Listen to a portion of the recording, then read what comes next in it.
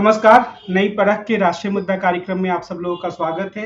हमारे साथ रोज की तरह ही प्रोफेसर अभय कुमार दुबे हैं और हम इनसे देश की राजनीति के बारे में बातचीत करेंगे। देश की राजनीति में जो भी घटनाएं घट रही हैं उसके बारे में एक एनालिटिकल समझ बनाने की कोशिश करेंगे। अभय सर नमस्कार। नमस्कार नमस्कार कमल जी। ये जो भारतीय जनता पार्टी के भीतर हरियाणा में एक तरह की उथल-पुथल देखने को मिल रही है, जिसमें कि उसके कई नेताओं ने आज इस्तीफा दे दिया, जो विधायक जिन्हें विधायक की सीट नहीं मिली। क्या उसे हम यह कहें कि भारतीय जनता पार्टी अंदरूनी कलह का शिकार है, या फिर हम ये भी कह सकते हैं कि भारतीय जनता पार्टी के नेतृत्व के भीतर ये क्षमता है कि वह अपने मौजूदा नेताओं में से कमजोर नेताओं की पहचान करती, उन्हें छांटती है और उनके विद्रोह की परवाह नहीं करती है। इसे हम कैसे समझ सकते हैं? देखिए, इसमें दो तीन बातें मुझे कहनी है। पहली बात तो मैं कहूंगा कि भारतीय जनता पार्टी के जो समर्थक पत्रकार और राजनीतिक समीक्षक हैं, वो हरियाणा में हो रही घटनाओं को लेकर काफी चिंतित हैं। अगर आप उनसे बातचीत करें या उनकी टिप्पणियों को सुने तो उन लोगों की चिंता निकलकर सामने आती है। जैसे कि वो ये कह रहे हैं कि जब 2024 के लोकसभा चुनाव के बाद जब नैरेटिव भाजपा के हाथ से निकलता दिखाई पड़ रहा है और देखने में साफ लग रहा है कि विपक्ष नैरेटिव बनाने में भाजपा से थोड़ा आगे निकल गया है, उस सूरत में कुछ संभल के टिकट बांटने का काम करना चाहिए था। जो वरिष्ठ नेता हैं, उन वरिष्ठ नेताओं को पहले अगर उनका टिकट काटना था तो उनसे पहले बातचीत कर लेते, ताकि वो उन्हें सदमा नहीं लगता और वो बगावती सुर में नहीं आते। तो ये सब कुछ नहीं किया गया और उनसे बिना पूछे हुए, बिना उनको बताए हुए, बिना विश्वास में लिए हुए उन्हें, उनके समर्थकों को उनके टिकट काट दिए गए। दूसरी तरफ न केवल वरिष्ठ ऐसे लोगों के टिकट काटे गए, जब हरियाणा में भाजपा के उंगलियों पर गिनने लायक चंद लोग ही जीतते थे, तो वो लोग जीतते थे। जैसे कविता जैन जो है, वो जो फूट फूट कर टीवी पे रोती हुई दिखाई जा रही थी, वो उन्हीं पुराने लोगों में से एक है। अभी रणजीत चौटाला पुराने लोगों में से एक तो नहीं है, लेकिन वो अभी लोकसभा चुनाव से पहले 3 महीने पहले वो आए थे भाजपा में और उनको लोकसभा का टिकट दिया गया और आप देखिए उनको 5.5 लाख से ऊपर वोट मिले। वो केवल 30-40 हजार वोटों से चुनाव हार गए। तो वो बड़े बड़े नेता हैं। उनका कहना है कि मैं अकेले दम पर 70-80 हजार की मीटिंग कर सकता हूँ और अगर मैं इतना नाकाबिल नेता था तो मैं लोकसभा चुनाव के लिए क्वालिफाई कर सकता हूँ, लेकिन विधानसभा चुनाव के लिए क्वालिफाई नहीं कर सकता मैं। अच्छा, उधर अभी जो जिंदल परिवार है, जो कि हरियाणा का सबसे अमीर परिवार है और देश के सबसे ज्यादा बड़े उद्योगपतियों में उसकी गिनती होती है, अभी नवीन जिंदल भाजपा से चुनाव लड़के जीते और उनकी मां ने ऐलान कर दिया है, उन्होंने भाजपा छोड़ दी उनकी मां ने, और वो उन्होंने भी हाँ सावित्री जिंदल ने उन्होंने ऐलान कर दिया है कि वो भी निर्दलीय चुनाव लड़ेंगी। रणजीत चौटाला ने भी ऐलान कर दिया है कि वो निर्दलीय चुनाव लड़ेंगे। रणजीत चौटाला ने तो यहाँ तक कहा है कि जो टिकट तय करने वाली कमेटी के मेंबर थे, इसमें कैप्टन अभिमन्यु हैं, इसमें ओम प्रकाश धनखड़ हैं, ये लोग खुद ही अपने चुनाव 40-40 हजार वोटों से हार जाएंगे, ये उन्होंने कहा। तो इसका इसका इससे एक सीधा मतलब ये निकलता है कि 2024 के लोकसभा चुनावी नतीजों के बाद में जो हालात बदले हैं, उससे हरियाणा में पार्टी चलाने और चुनाव के टिकट बांटने का जो शैली थी भारतीय जनता पार्टी की, उस शैली में उससे प्रभावित होकर कोई परिवर्तन नहीं आया है। भाई देखिए, जब उत्तर प्रदेश में चुनाव की हार की समीक्षा हो रही थी, तो समीक्षा में यही तो बात बार बार कही जा रही थी कि भाई टिकट बांटने में कुछ गड़बड़ी हुई है। राष्ट्रीय स्वयंसेवक संघ की भी आलोचना है कि बाहर से आए लोगों को ज्यादा टिकट दे दिया जाता है। तो अभी 9 लोगों को, ऐसे लोगों को टिकट दे दिया जो कुछ दिन पहले ही भाजपा में आए थे। ऐसे लोगों को टिकट दे दिया, इनका भाजपा में किसका कोई इतिहास नहीं है, संगठन में उनकी कोई पकड़ नहीं है, कोई जड़ें नहीं है, न राष्ट्रीय स्वयंसेवक संघ में जड़ें हैं, न भारतीय जनता पार्टी में उनकी जड़ें हैं।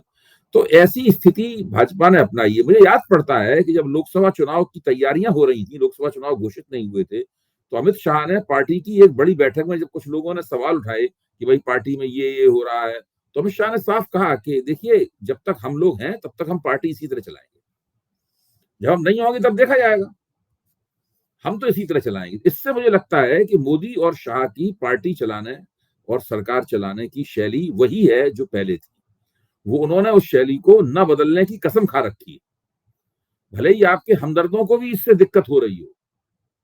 भाई आपके जो विरोधी हैं वो तो आपका मजाक उड़ा रहे हैं, क्योंकि आपके बड़े बड़े नेता जो हैं वो कोई रो रहा है, कोई चिल्ला रहा है, कोई पार्टी से इस्तीफा दे रहा है, कोई कह रहा है खुलेआम कि हम कांग्रेस में चले जाएंगे, पुराना आदमी होने के बावजूद कांग्रेस में चले जाएंगे। तो जब ये स्थिति बन रही है, और इससे इससे भी ज्यादा बुरी स्थिति मैं बताऊं कश्मीर में है लोगों की। मतलब कश्मीर में तो ये लग रहा है कि भारतीय जनता पार्टी कश्मीर घाटी को लेकर धारा 370 की 35 से हटाने के बाद जो दावे करती रही थी, वो तमाम दावे कितने खोखले थे। भाजपा ने इस पूरे दौर में 5 साल का समय निकल गया, कश्मीर घाटी में भाजपा का ही शासन था, भाजपा का ही उपराज्यपाल है, सब कुछ भाजपा के हाथ में था। विपक्षी नेता तो बहुत लंबे अरसे तक नजरबंदी में पड़े हुए थे, कोई आधार नहीं बनाया, एक बंदा नहीं ऐसा खड़ा किया जो भाजपा का नाम ले सके। ये हालत है। और जम्मू में भी स्थिति यह है कि भाजपा के जो पुराने लोग थे कश्मीर में हैं, वो सब लोग भी परेशान है कि भाई ये क्या हो रहा है। घमासान मचा हुआ है, घाटी से लेकर जम्मू तक भारतीय जनता पार्टी में कश्मीर में घमासान पहुंचा हुआ है। जिस तरह इंडियन एक्सप्रेस ने एक बहुत लंबी रिपोर्ट पिछले दिनों छापी थी, वो अपने आप में बताता था कि भाई भारतीय जनता पार्टी का जो पार्टी प्रबंधन है वो क्या है। इससे ये भी लगता है कि 10 साल तक ये लोग जो जगह जगह चुनाव जीतते रहे, कहीं कहीं हारे भी, लेकिन चुनाव काफी जीते और मीडिया स्पेस पे खासा कब्जा कर रखा था।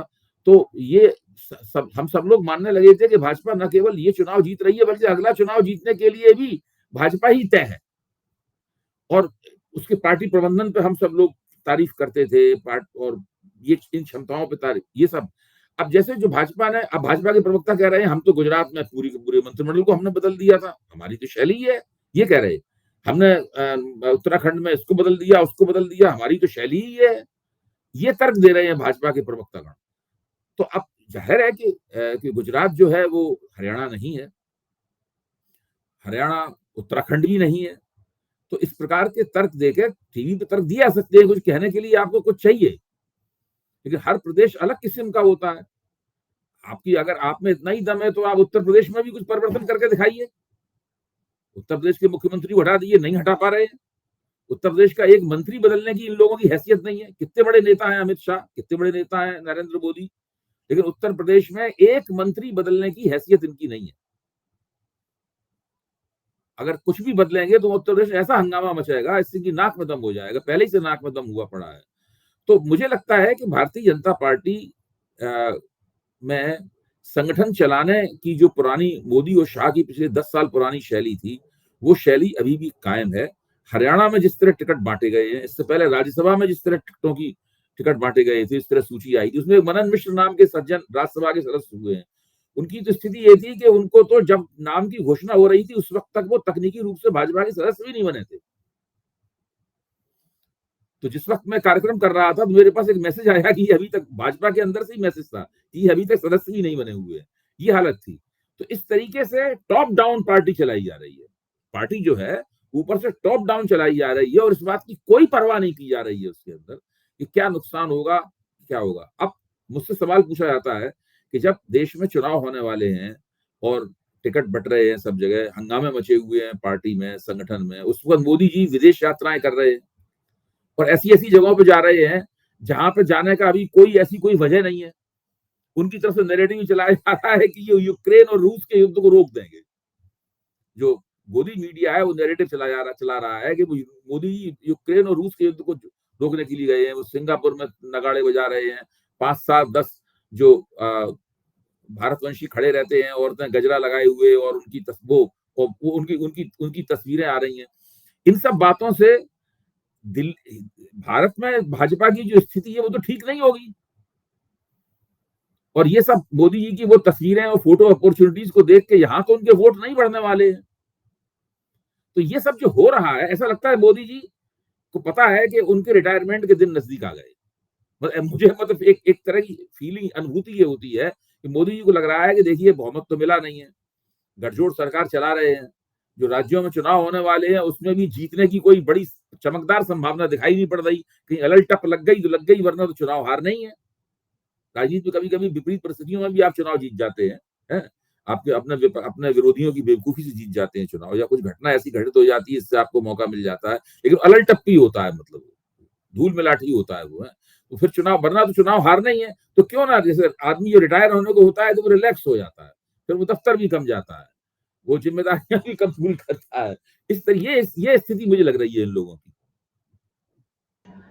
लेकिन एक बात ये भी कही जा सकती है कि हरियाणा में जो भारतीय जनता पार्टी है, उसकी रणनीति क्या ऐसी लग रही है कि एक तरफ जो जाट हैं वो हो जाएं और बाकी सारे समुदाय हैं वो एक तरफ हो जाएं, और जिससे वो चुनाव अपने पक्ष में कर पाए, खासतौर पर तो ओबीसी पहले को। भी रणनीति यही थी हम्म, भाई, जाट बनाम गैर जाट वाली ही रणनीति तो थी। इसीलिए तो, वरना भारतीय जनता पार्टी चाहती तो अगर किसी चुनाव जीतने के बाद 2014 में किसी जाट को अगर मुख्यमंत्री बना देती तो धीरे धीरे हरियाणा का जाट समाज भी भारतीय जनता, कम से कम उसमें एक बड़ा विभाजन तो होता। ये रणनीति तो उनकी पहले भी थी। अब उस रणनीति के तहत 2019 में कितना जबरदस्त उन्होंने चुनाव जीता, और राष्ट्रवाद की लहर भी चल रही थी पुलवामा हमले और बालाकोट स्ट्राइक की वजह से। उसके बाद हरियाणा में तुरंत चुनाव हुआ, तो हरियाणा में ये बहुमत खो दिया इन्होंने, इन लोगों ने। और उस वक्त तक कांग्रेस को पूरा विश्वास नहीं था कि हरियाणा में चुनाव जीत सकती है, क्योंकि भाजपा और कांग्रेस के बीच में जो वोटों का फासला था वो बहुत बड़ा फासला था। बहुत बड़ी गिरावट आई भारतीय जनता पार्टी के वोटों में। तो भाजपा की कोशिश तो यही है कि जाट बनाम गैर जाट हो जाए, ओबीसी के सारे वोट मिल जाएं, यादवों के सारे वोट मिल जाएं, मतलब हीरवाल के सारे वोट मिल जाएं, और पंजाबी हिंदू व्यापारी जो हैं उनके सारे वोट, पंजाबी खत्रियों के वोट तमाम मिल जाएं, और इस तरीके से, और कुछ कुछ हरियाणा के वोट, जो जाटों के वोट कटवा पार्टियां काट लें, दलितों के कुछ वोट कटवा पार्टियां काट लें।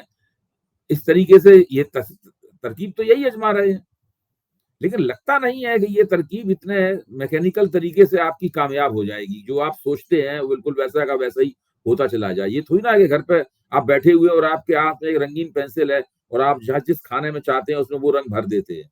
ये सुविधा थोड़ा होती है चुनावी राजनीति में। विनेश फोगाट और बजरंग पुनिया ने राहुल गांधी से मुलाकात की।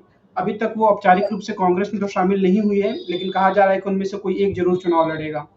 तो क्या इसे हम कांग्रेस के पक्ष में बहुत बड़ी एक सकारात्मक बात माने? और इन देखिए, सब बातों को मुझे इसमें लगता है कमल जी कि कांग्रेस के पास जो डिजाइन है उसमें शायद वो बजरंग पूनिया को चाहते हैं कि वो चुनाव लड़ें, और विनोद फोगाट को चाहते हैं कि उन्हें एक स्टार प्रचारक के तौर पर इस्तेमाल किया जाए।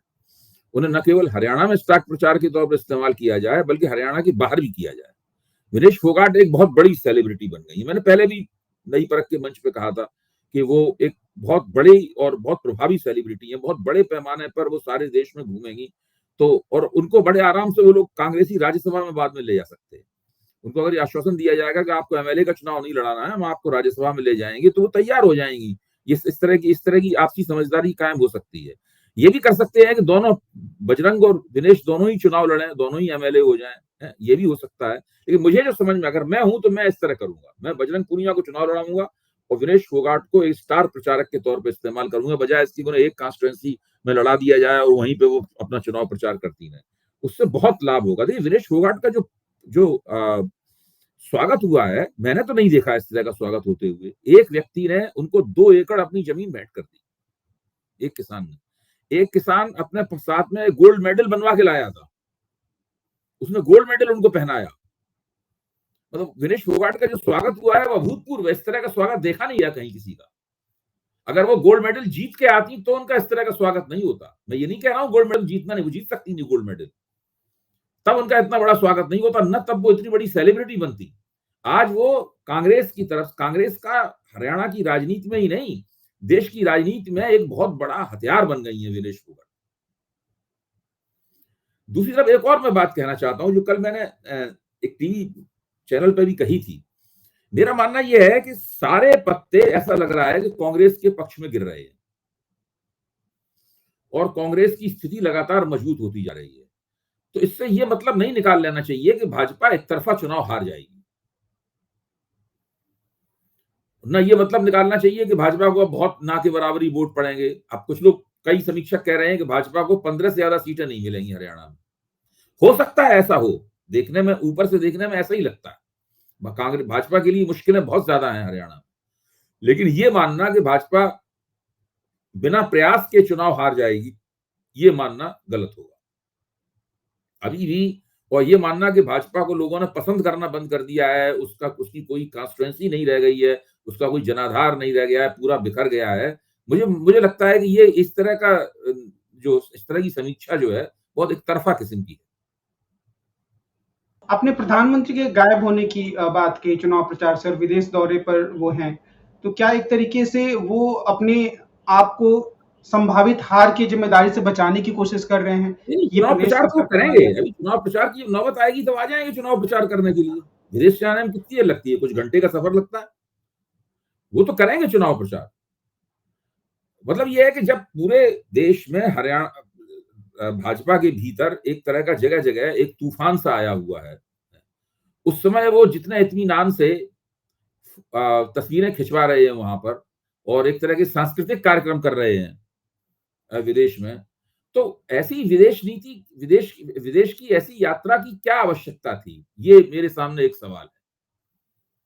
वो कोई ऐसा कोई जरूरी विदेश नीति संबंधी लक्ष्य तो वेध नहीं रहे हैं वहां पे वो। यहां तक कि उनकी विदेश यात्रा विदेश नीति के लिए नुकसानदेह भी साबित हुई है। इस तरह पहले वो रूस चले गए, उसको अमेरिका ने उसका बुरा माना। फिर वो और यूक्रेन ने भी उसका बुरा माना। अब वो उसको संतुलित करने के लिए यूक्रेन गए हैं। तो ये सब जो कर रहे हैं इसके पीछे तर्क क्या है? मतलब कोई प्रधानमंत्री बहुत बड़ी चीज होता है, देश की सब नंबर 1 हस्ती है। वो जा रहा है और यहाँ पे उसकी पार्टी कमजोर है। कुछ जो पूरा मामला है ये समझ में नहीं आ रहा है। इसका 2 धन 2 बराबर 4 नहीं हो रहा है। भारतीय जनता पार्टी के नेता एक आरोप राहुल गांधी पर लगा रहे हैं कि उनका गठबंधन एक ऐसे दल से है जो धारा 370 की वापसी चाहता है। राहुल गांधी खुद जब कश्मीर की सभाओं में जा रहे हैं तो वो इस मसले पर कुछ नहीं बोल रहे हैं और वो बार-बार ये कह रहे हैं कि हम एक पूर्ण राज्य का दर्जा जम्मू और कश्मीर को फिर से देंगे। तो राहुल गांधी की इसे हम एक रणनीति माने या फिर कांग्रेस इस मुद्दे पर काफी दुविधा की स्थिति में है, या कोई फिर वो दुविधा क्या नहीं है स्टैंड? इसमें कोई दुविधा नहीं है। ये ठीक इसी तरीके से ऐसे तेलुगु देशम का भाजपा के साथ समझौता था। तेलुगु देशम ने कह रखा था कि भाई जो मुसलमानों को आरक्षण देगा वो देगी वो। भारतीय जनता पार्टी के साथ मिलकर चुनाव लड़ रही थी। तो ऐसा तो दो पार्टियां समझौता करती हैं, किसी न्यूनतम कार्यक्रम के तहत समझौता होता है। लोगों के अपने अपने घोषणा पत्र होते हैं। इसमें कोई दुविधा की बात नहीं है। कांग्रेस का घोषणा पत्र ये है, कांग्रेस की घोषणा ये है कि हम आपको पूर्ण राज्य का दर्जा दिलाएंगे। और इस बात से तो कोई ये तो एक ऐसी मांग है, भाजपा भी इससे इनकार नहीं कर सकती, नेशनल कॉन्फ्रेंस भी इससे इनकार नहीं कर सकती। अगर नेशनल कॉन्फ्रेंस धारा 35A की वापसी की मांग कर रही है और वो सवाल उठा रही है तो वो उठाती रहे अपने अपने स्तर पर। कंगना रनौत की जो फिल्म इमरजेंसी है, एक तो मुंबई के हाई कोर्ट ने कहा तो इसके कारण से 2 हफ्ते के लिए उसकी रिलीज को टाल दिया गया। लेकिन एक दूसरी बात इसमें ये है कि जो सेंसर बोर्ड है उसने भी उसको कोई सर्टिफिकेट नहीं दिया। तो इससे ऐसा लगता है कि केंद्र सरकार भी इस पक्ष में नहीं है कि अब ये फिल्म रिलीज हो। इस पूरे घटनाक्रम को हम कैसे देखें? क्या केंद्र सरकार इस दुविधा में है कि अगर ऐसा कुछ होगा तो सिखों के अंदर अलगाववाद की भावना बढ़ सकती है, बिहार में विवाद खड़ा होगा, या कुछ देखिए, और? इस प्रकार की प्रोपेगेंडा के लिए जो फिल्में बनाई जाती हैं हमेशा दुधारी तिधारी तलवार होती है। इसके बारे में कुछ पता नहीं होता कि इसका असर क्या हो। अब इस मुसलमानों के खिलाफ तो प्रोपेगेंडा इमरजेंसी के ऊपर अगर आप फिल्म बनाएंगे तो मुसलमानों के खिलाफ तो प्रोपेगेंडा आप करें। भाजपा का यूएसपी क्या है? मुसलमानों के खिलाफ प्रोपेगेंडा। केरल स्टोरी मुसलमानों के खिलाफ प्रोपेगेंडा की आपको छूट थी। कश्मीर फाइल्स में मुसलमानों के खिलाफ प्रोपेगेंडा की खूब गुंजाइश थी। तो इन फिल्मों में तो ये सब गुंजाइशें थी, लेकिन इमरजेंसी के ऊपर फिल्म बनाने में ये गुंजाइश है नहीं। यहां तक इमरजेंसी में तो मुसलमानों को सताया गया था। इंदिरा गांधी ने मुसलमानों को सताया था इमरजेंसी में। तुर्कमान गेट का जो कांड हुआ था या जो नसबंदी वाला मामला था उसमें मुसलमानों को उससे तकलीफ हुई थी। तो कंगना रनौत ने फिल्म अच्छा दूसरे एक और बात है कि ये जितनी भी प्रोपेगेंडा फिल्में हैं इन सबका जो व्यापारिक भविष्य है, इनका जो कमर्शियल फ्यूचर है वो भी संदिग्ध हो गया है। क्योंकि ये एक दो फिल्मों को छोड़ के कश्मीर फाइल और केरला स्टोरी वगैरह इस एक दो फिल्मों को छोड़ के बाकी सभी फिल्में जो हैं बुरी तरीके से फ्लॉप हुई हैं। 4-4 5-5 दिन भी नहीं चली ये, एक हफ्ते भी नहीं चली ये फिल्में। तो इसलिए भी सरकार उसके प्रति बहुत ज्यादा उत्साहित नहीं है उसमें उसके। दूसरे इमरजेंसी वाले मामले की गोट भी पिट चुकी है। ये सब सरकार भी जानती है। वो तो संविधान के सवाल को लेकर, चूंकि संविधान को लेकर हमला किया गया था इसलिए इमरजेंसी वाली बात उन्होंने उठा ली वहां से। तो वो इसलिए सरकार को उसमें कोई दिलचस्पी नहीं है। अब कंगना रनौत तो भारतीय जनता पार्टी की चहेती सांसद है, उन्हीं की फिल्म को, और जो जो जो सेंसर बोर्ड किनके हाथ में है? सेंसर बोर्ड तो प्रसून जोशी के हाथ में है। वो भी भारतीय जनता पार्टी के बंदे हैं, खुल के सपोर्ट करते हैं भारतीय जनता पार्टी के, गीत वीत सब वही लिखते हैं, उनके लिए वीडियो भी वही बनाते हैं, प्रचारात्मक वीडियो वही बनाते हैं। तो जाहिर है कि सेंसर बोर्ड ने जब उसको सर्टिफिकेट नहीं दिया है, तो इसमें केंद्र सरकार की भी सहमति होगी, सूचना एवं प्रसारण मंत्रालय की भी सहमति होगी उसके अंदर। इसका मतलब सरकार को भी उस फिल्म में कोई रुचि नहीं है। आज की इस बातचीत को हम यहीं विराम देते हैं। हम कल फिर मिलेंगे और देश की राजनीति के बारे में प्रोफेसर अभय कुमार दुबे से बातचीत करेंगे। आज की बातचीत के लिए सर आपको बहुत बहुत धन्यवाद। नमस्कार।